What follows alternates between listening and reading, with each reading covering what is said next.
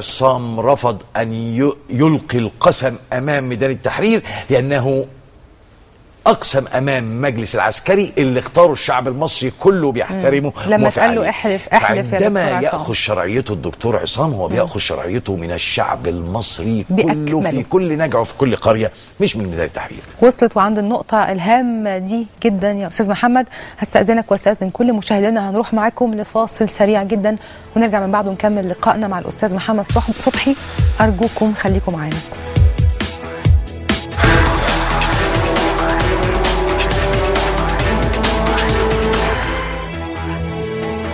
ومرة تانية رجعنا لكل حضراتكم بعد الفاصل. بجدد التحية ليكم مشاهدينا ولضيفنا الكريم الأستاذ والفنان محمد صبحي.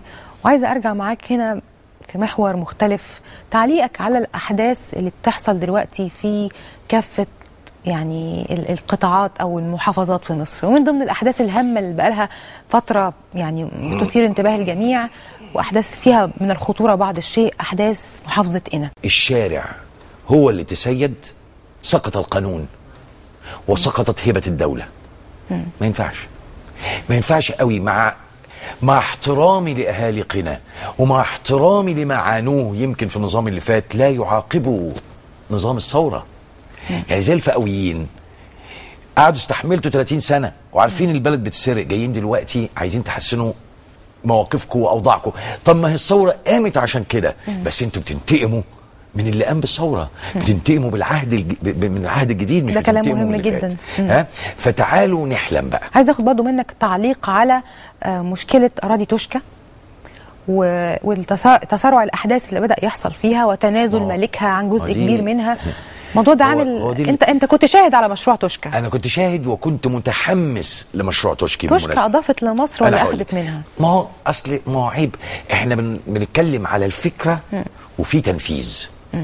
الفكرة انك انت بتقتحمي صحراء وحدود مصر، وكان امن قومي بالنسبة لنا ان احنا نوسع هذه الرقعة. وكان الهدف ترحيل 5 مليون شاب يصنعوا سلة غذاء للوطن العربي. ده الكلام اللي اتقال في المشروع.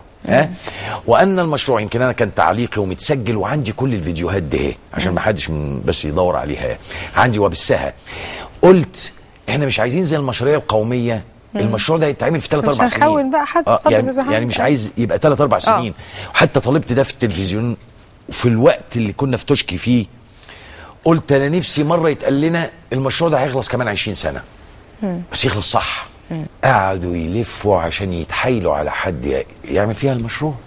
ما صدقوا بالمحايله للامير طلال. جه الامير طلال، طب ماشي هاخد البيع، هاخد ال 100,000 ولا مش عارف 100,000 فدان. 100,000 فدان هاخدهم. راجل دي عشان 100,000 فدان دي تكاليفها مرعبه هناك، تكاليف مرعبه وميكنه والراجل عمل.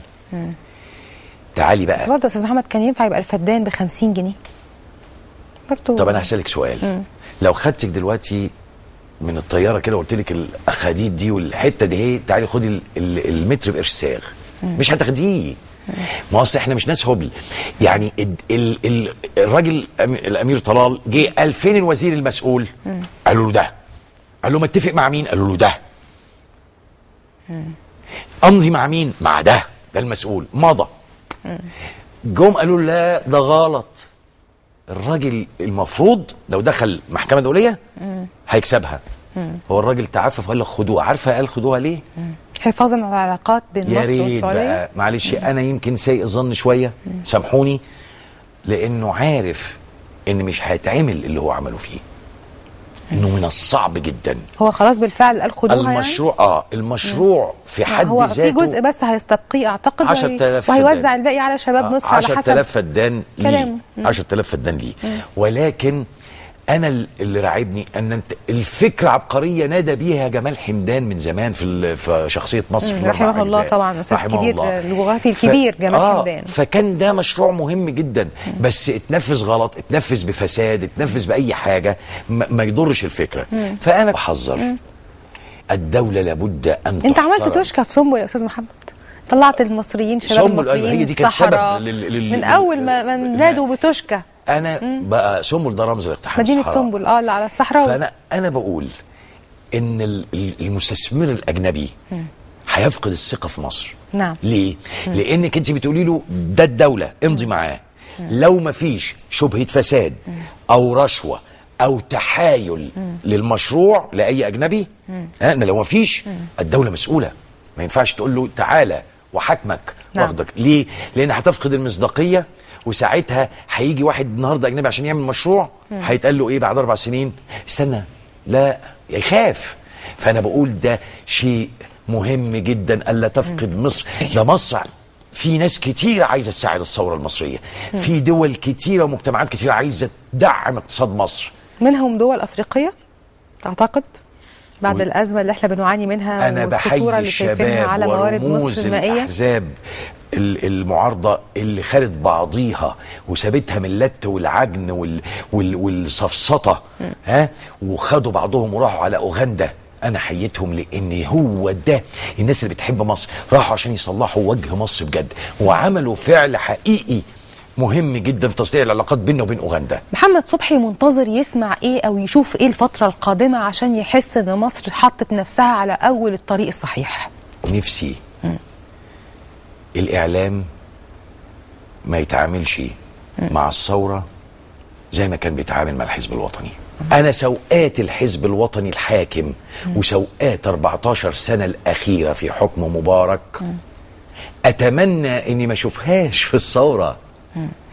اتمنى ان يكون هناك احترام للراي الاخر، وان الاغلبيه صندوق هو ده الفيصل من غير ما نزعل. وما اننا كلنا حابين مصر، ما تيجوا نحب المسألة.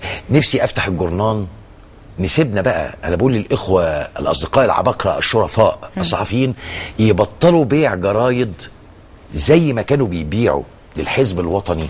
خلاص بقى استاذ ما يبيعوش، معلش، ما هو مش ده كل برضه الصحافه أنا استاذ محمد فيها يعني كل مجال فيه من يعني عمل بجهد وضمير ومن اخطا. لا الصحافه في كل المجالات. لا الصحافه بتلعب لعبه مفهومه ان لازم مش عموم الصحافه يا استاذ محمد برضه. لا في استثناءات، ولكن الصفه الغالبه ان احنا بنتنكد. يعني مش ممكن تبقى مصر كلها فاسده.